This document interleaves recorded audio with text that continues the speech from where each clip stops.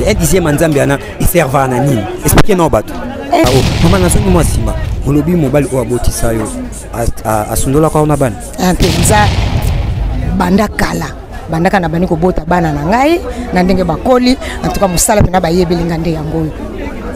Tous les coups sont permis sauf les incites. Bonjour, bonsoir à toutes les internautes. Ça dépend l'heure dont vous allez recevoir cette émission avec votre humble serviteur Oncle P na chaîne Nabisoya. Rien que la vérité TV serait la première fois au Talaba élément Nabiso. S'abonner, cliquer cloche et notification pour pas rater nos éléments. Donc voilà, tout ça toujours na Winzi Awa. Naba maman na émission Nabisoya à la découverte avec maman Awa. Tout solana maman a se présenter comme ça. Tout côté en profondeur, il y a ma solo Nabiso, il y a émission à faire découvrir Biso Babiloko ou à Tekara côté ou Takaba difficulté ni na kuta Ranango, akoma kanango Ernini Awa, Abimarape Wenze, Ernini, vous êtes toujours connecté. La chaîne Nabiso, il n'y a rien que la vérité TV avec votre humble serviteur Oncle P pour pas monopoliser la parole. Naza déjà na maman Awa, na solo la na maman. Maman Mbote. Mbote papa nangai. Maman Babingo na Kombo. Maman Joséphine. Maman Nani, maman Joséphine. Donc voilà, maman Joséphine a tous en Wenze, tous en Wenze, précisément à Wapi. Na Wenze, cité des anciens combattants. Ok, voilà, maman Nabiso. Au Salakanini na Wenze, cité des anciens combattants, maman Nabiso a Tekakani. Na tekaka bobergine ba konkombe kande bozomo na awa na mesa na ba dongo na ba solo na ba konkombe na bobergine na tekaka biloko na nga na Wenze. Maman Nabiso sali combien de temps na musala? En tout cas na umeli na zui ba koko kana musala ko teka o. Après prix ba combien? Na umeli vraiment makasi après pe ba 30 ans ekoki. Wow. Ta na Wenze na umeli makasi. Banda mwana na nga ya na bota nanu na 83 banda 83 tisiko en tout cas na umeli na Wenza cité. Donc voilà umeli na Wenza cité o expérience ni banda bandi na maramba musala o expérience oyo zui expérience oyo zui betela biso pe na lisolo okoma ina kopo ndenge lelo ni tinda okoma na kopo. En tout cas kopo vraiment eloko tinda ngai po na banda kana ko sala nde na bana ko sala li foot ezaki malamu te donc bakomaki lokola ko saboter biso batuzo sala talaka musala ndako yango no moni na zoka décision na longwa na ngai na kangisi mwa fond na ngai neko bana na nga ko teka mombungo na nga oyo maintenant na mombungo na nga oyo en tout cas moi expérience ezali pona bokoli bana mbungo na ngai na tangisi bango na zana mobilité banda to kabwana to kabana nga bazalaki mikie na bokoli bana na nga na tangisi mais makokinde ya université nde ezalaki te mais ba yekoli misala maboko oya liboso abala en tout cas expérience ezali makasi pona tongi pe mwanda kuna ngai epanda biso po tozaka na lupango wa famille na tonga mwanda kuna ngai ya chambre moko na salon nde tovanda kana bana na ngai kana musala oyo kaka papa na musala ka oka ya koteka ninge zawa no koti mwali kelemba foza mayele mwali kelemba tango zuyango ozo bomba moko boye mwa fo emonani ale ozo mwa basima otongisi kana musala na nga kaka oyo papa. Mama kana musala o mama nazongi mwasima olobi mobile o abotisa yo asundola kwa una bana en tout cas tukabwana na yede depuis kala bando kipata bana nete akipakata bana te ngamoko na bokoli bana o kutu ya mine en tout cas atikaka ye na atikaka ye na 8 mois na 8 mois ngamoko na kolisi na tangisi tindenge na vandi na bana na ngai akipaka bana tatangisaka te kaka na musala na nga oyo yango natangisi li bana na ngai. Oboti combien de bana? Naza na bana 4 moko nde nzamba tikali ko benga e kala mingi te enfin depuis le 24 janvier kaka ya année oyo nda utotika ngai ya mobile nde siko natika na bana misatu ya basi. Donc voilà mes sincères condoléances pour la mano atika kibiso. Merci papa. Donc voilà maman tout ça pour ça au lakisa biso au simbi et loko lakisa biso na pris na côté au somba kango. Na simbi aubergine nanga oyo na concombre na ngai o nde na tiango 500 francs. Bongo solo nanga mopiku oyo na tiango na 500 francs. 500 francs na ba bino moko bozomona gombo na nga kuna eza 500 na somba yango na lutendele na ngombe lutendele kuna na facilité mabele ya kimbangiste nakina kosombaka biloko na nga kuna pona linga koteka mingi biloko fresh talaka nde bozomona oyo ezobima na mabele pona ya fresh babuki na ye nango mutu pe azosomba ngo antuka azosepela nango nde nasomba ngo nde kuna zikida antuka nazapia na bakilia kuna tenga bakilia nanga baza mingi koto ata nazangi mbongo na kei bakopianga biloko nanga na ye na teki na kei nake kopesa bango mbongo na bango tikipia bango mbongo na bango mama na biso utilité ya oyo et servoir na nini ka oyo vraiment concombre bozomona boya tuka concombre oyo bozomona oyo atuka esungaka na makambo ebele ndenge eza boye soko zolia yango ya mobesu etretaka pe tension etretaka pe estomac ndenge ozomona kaka concombre oyo en tout cas eza na makambo ebele batoliaka yango mingi mobesu mingi pe bazolia yango po epesa pe makasi na nzoto concombre oyo bongo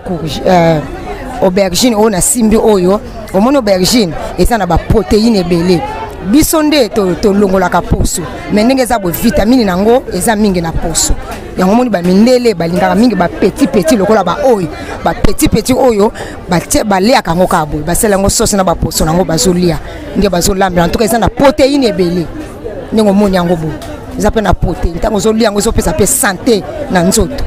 Donc voilà maman sikoyo bacocombre okende osomba yango na baprix nini nasomba yango ata na basaki osomba yango ndenge saki nasomba yango na basaki neti sikoyo nauti osomba yango mpe lelo oyo nasombi saki ya monene na 70 000 saki ya moke ya 25 kilo oyo batielaka mingi bania basoso bobenga yango 25 kilo wana ezali demi nde tosomba yango neti oyo ya monene 70 000 oyo ya moke 35 000 nde tosombelaka ndenge osomba yango bongo ya koteka ose retrouva pe na se retrouvaka papa na se retrouvaka kota mususu eloko ebomaka biso kuna eza nde mingi mpona batransport en tout cas soki transport te neti osomi na 70 koteka mpe mwa 90 mwa 85 monike nzambe soki asungi yo ozwi mwa prix ozwika mwa monta wana ata mwa 20 000 ou bien 15 000 yo moko oyebi kaka tobwakaka mpe mwa likelemba tobwaka mwa likelemba ntango ozwi mwa 15 000 olongoli nano 1/10 ya nzambe tango longoli mwa 1/10 ya nzambe alo oyo etikali olongoli batransport na oyo etikali so obwaka likelemba obwaka likelemba soki mpo kolia olie na bana namusambela wala nasambela na protestant ndenge nini oyebi kolongola 1/10 ya nzambe 1/10 ya nzambe wana eserva na nini explique na bato 1/10 ya nzambe wana en tout cas soko ozosala mombongo na yo ozolongola 1/10 na yo ya nzambe ekosunga yo na makambo ebele ezobundela biso na bitumba na libota tango ozopesa 1/10 ya nzambe ozobombisa mbongo na yo epa ya nzambe tango ozobombisa yango ezosunga yo na makambo ebele bitumba na mabota koteka na biso bakartier makambo en tout cas ezalaka ebele yango wana toli na kope bolongolaka 1/10 ya nzambe tango ozolongola 1/10 ya nzambe kokanisa yo tango yopesi 1/10 na yo tango oza na likambo olobi pa ya nzambe ke nzambe kanisa na 1/10 nanga kota likambo nanga mpe bundelanga nzambe kobundelanga. J'espère que boki conseil maman zo solole maman zo fungwama vraiment maman na biso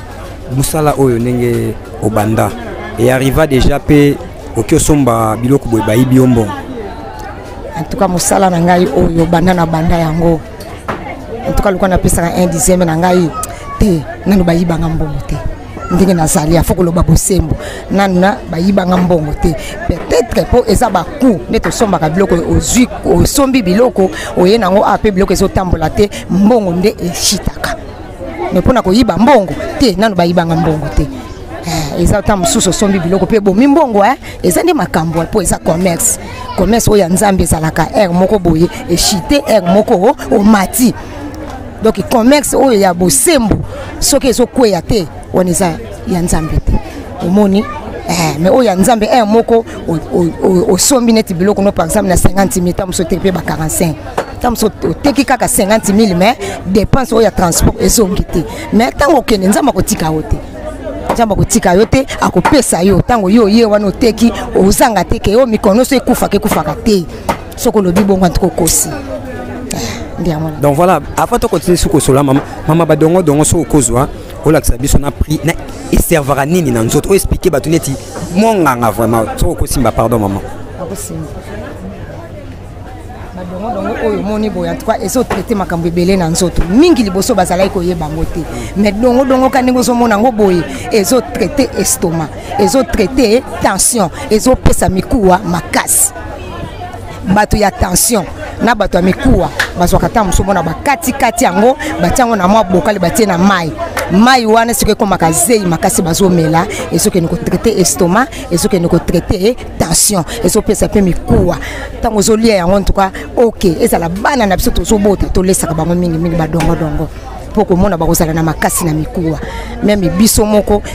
moko nga moko nazwaka ya moko ya mwa moke nazolia ntango nazolia yango mpo epesanga mpe makasi mpe traite ngai estomac mpe na hemorroïde omoni eza bo hemorroïde mpe ezalaka mpe malamu ntango ozolia dongo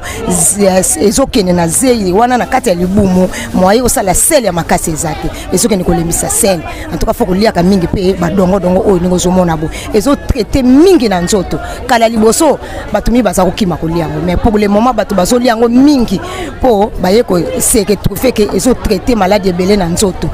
ndenge nga nayebeli en tout cas nde yango wana. Donc voilà maman ndenge ayebeli maman zo solo le maman zo pas solo maman zo la vérité ah donc voilà maman so ko kitisa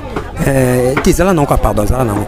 abato ko tamba masolo maman na dongo et où t'a précisément somba ngo dongo nanga oyo na buta ko loba liboso na kina somba ngo na lutende likuna na ba jardin esika na somba ka ba aubergine ba concombre ba solo ndi na somba ka biloko nanga oyo dongo somba ngo ndenge en gros be na ba kilo dongo na biso kuna oyo ya ba jardin to somba ngo mingi na ba kilo somba ngo na ba kilo moni biso somba ngo mingi na ba kilo pour le moment en tout cas 1 kilo na ngo to somba ngo ba msusu ba oteka na 2500 msusu ba oteka ngo na 3000 ndenge na zo sombela loko eza ya fresh yango moni bateka biloko na bango na ba kilo mais oyo ndenge tokena osomba mita msusu toke ba gambela matadi kibala ba kasangulu en tout cas tokomaka wana nde to somba kango mingi na ba saki wana to somba ngo de gros mais oyo en tout cas to somba ngo na ba kilo po eza ya fresh na ba jardin. Donc voilà, on somba ngo na ba kilo eza ya fresh ya ba jardin ya boya ka oteka ngo bo se retrouver pe na ba dongo papa na se retrouvaka soki na se retrouvaka te mbele na tika yango mais naza na expérience pona bandi yango penza banda kala bandaka na bani ko bota bana na ngai na ndenge bakoli en tout cas musala pena bayebeli ngande yango na ba dongo même na ba jardin bayebi kinga na somba ka biloko ya mbuma ba fei na somba ngo mingi te na somba mingi biloko ya mbuma en tout cas naza na expérience nango soki mukolo wana penso tambola nango okoseke trouver bien mais soki mukona pe le bien boma nango eko boma nango mais musala to mesana mo eto tika ngo ezate. Donc voilà, au katara pongino ba erni pour qui nous saba pour sonyo. En tout cas lokola nga na vandi na Kimbwala tam somo na ba 5h30 6h donc 5h30 na la moki 6h nde na décoller en tout cas nde na kei mais lokola les ala musika na bazamba kuna na ko memisa biloko na ba porter ne ko bimati na mbudi tam suna koma kananga ba 12h tam su 11h tam su pe ba 13h 14h ça dépend ya marché biloko onga na zui ndenge zali so na zui biloko ebele na ba transport na koma moi retard mais soki ezali ke o na ko wumela na ngai te na zui biloko moke tam su ba 12h 11h30 na komi banga ba kuluna te ba erola mukawa en tout cas biso kuna ba kuluna vraiment bazalaka mingi te bazana baona bazamba mais bazana batu na bango en tout cas nga banda na bani mumbungu oyo banda na zaki na bu jeunesse nanga nde na komi boybo mama en tout cas nakutana na bango pete na nakutana na bango pe nzambe pe ako permettre te nga nakutana na bango na bondelaka ndenge na bimi nzambe yo zala na ngai pe ko bima na nga pe ko kota na nga pe ko bima na ngai kino na kokoma na wenzi na nakutana na bakolona te bazambe zalaka minene okake bazamu so za mutako banga okota te mais biso lokato mesana ngwana na kota nga to kana kinda kana nga pe na zonga kana ngai. Donc voilà maman ningo te ka boye na wenzi ofutaka taxe ya l'état ou bien mata ka sereza là. En tout cas to futaka taxe ya l'état futaka taxe à l'état isa wenzi à l'état papa futa taxe tendengeni to futaka par étalage netingane na zaboye awa ezali 3 mesa kabino moko nde bozo mona kuna 3 mesa na kufuta 600 francs na ngai eko moko pe koto pe zaka ba table na ngai na tiaka biloko na futaka pe mbongo so na tie koto mibale koto misatu na futaka 1000 francs na ngai to futaka par étalage to futaka 200 après tant to futi ya tika l'état salongo pe yaka salon en tout cas bakipaka na bango te moko na pesaka 300 tam so 500 tam so 400. Mais à part wana tracasserie monsieur ezala raté. Et à part wana en tout cas tracasserie monsieur ezate. Pour biso samson na kati ya wenze peut-être na libanda kuna nde bakuta na kana mais biso a en tout cas na kati ya ba mesa tokuta na kana ngote ezala raté. Donc voilà maman. Et namoni wana jeune fille na yo. Wana jeune fille na mwana nga misaka. Donc voilà maman, maman oyo ezani. Oyo eza chou. Babenga ngo chou. Prix nango na ezana combien? Oh ndenge eza 1000 francs. Toteka ngo 1000 francs. To baliaka ngo pe mobesu basangisaka ngo na mayonnaise bakatikati en tout cas nde baliaka ngo mobesu na mayonnaise na ba matungulu na tomate mais biso lokola to mesana ka kolamba ngo tolamba ngo na mwamba okatikati ngo lokola fumbo olambi ngo na mwamba toliaka ngo lokola fumbo en tout cas ezaka elengi makasi tozolia ngo mesana nango osepela mingi kolia ngo utilité nango ni na nzoto ya mutu po mutu asomba ba nolia shu yo mutu teka conseil ni no pesa na ba oyo balingaka shu te na ba oyo balingaka shu. En tout cas ndenge eza boye eza pe na vitamine na omoni tango katikati yango zolia yango eza na ba protéine pe belé okosangisa ngo na mayonnaise na yo okosangisa ngo na tomate na yo ya mbuma en tout cas eza na protéine il faut kolia kango mingi tango zolia yango mingi moni o eza lokola biloko moko eza ya mboka tolinga kolia ka mingi ba nini te biloko o eza na ba forme te ba misuni wana etonga nango nzoto te mais biloko botango zolia yango ezopesa santé. Montango so liango so pesa santé so pesa pe makasi na nzoto faut kolia kango mingi na ba o balinga yango te kolia ka mingi bandunda po eza légume faut kolia kango ko mesana mi kolia ka misuni te olia ka ba légume mingi okozana santé malamu ba misuni wata tozo liango so pesa so malade so pesa makolo pasi mikongo banzoto sanifa pa mais faut kolia ka ba chou bandunda tango zo liango en tout cas okozala malamu po to lesa yango pe mingi bana to mesaka ka ba misuni te to mesaka bana kolia ka balegime on a des tokotonga nzoto na biso. Donc voilà maman zo solo là toujours maman nanga to comme pratiquement na suka ya émission na biso message nini oko lancer na ba bandeko na yo ya basi ba maman ba papa oyo ko uta na motema na ponga pesa ramtu 10 secondes message au lancer pas ya ba tout quelque part ebele ya ba jeune fille ba mona côté kaboye soni ba omona ye mobala kolinga ete a petit na teka ndunda na kina ye wapi genre ya ba message ya bon ya ba réconfort ya côté les misamuntu pas aller finir lo ba kuma muntu ayo kaka sonye loko ana il faut kaka sala loko ana poso sala loko ana te okebite nzamba lo ba ki il faut kaka te loko ana mozo ki ma on te quelque part o ki ma peka lipamboli na do babi y a pas de son métier message ni ko lancer en tout cas na pesi message na ngana bande ko to na bana biso ba oyo balinga koteka te otona ba parents pe mingo balinga koteka te en tout cas koteka eza malamu pour le moment talaka vie na mboka na biso Kongo ndenge tozo kende soki en tout cas oteka te eza nde passe o ba parents mingi neti ba papa bazo sala mais les futa malonga ezate mais na tangu yo za na kati na ndako yo mama yo nde muto kotonga nzoto okotonga ndako na yo omoni mama ya mayele atonga ndako na ye tango yu papa azui te yo zui na commerce kanengo so teka kakoyo en tout cas libota na yo ekopambwa en tout cas faut koteka même ba jeune fille na biso faut koteka tango zo mesa na koteka na lelo atobali na yo okozala malamu na ndako libala na yo tango zo teka na yo okozala malamu okotangisa pe bana na yo ata papa pesi mais en tout cas eko kana kakate tant musu papa bima ki azuite mais yo tango teka kana yo ozu ata ya mwa moke ebota no moye ko fanzala ezate en tout cas bana na nga ya basi faut ko teka ka tango zo teka papa kokite yo ko bimisa mbongo même na libota na yo moko makambo ezala ka ebele